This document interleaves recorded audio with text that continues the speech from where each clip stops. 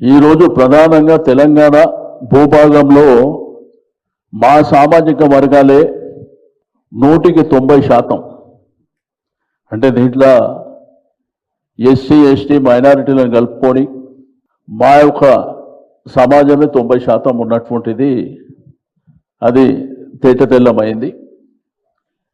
కాబట్టి ఏదో government GO ఇస్తామని నేను కొత్తగా వింటున్నాం.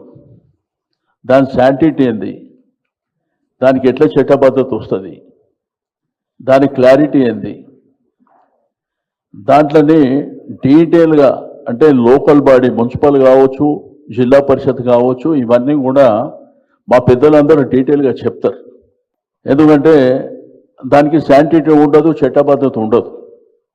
ఇది ముఖ్యమంత్రి గారు ఆ తీర్మానం పెట్టేటప్పుడు అసెంబ్లీలో చెప్పింది, డెలిగేషన్ ఢిల్లీకి తీసుకుపోతామంటే మేము ఆల్ పార్టీస్ తీసుకుపోతామంటే మేము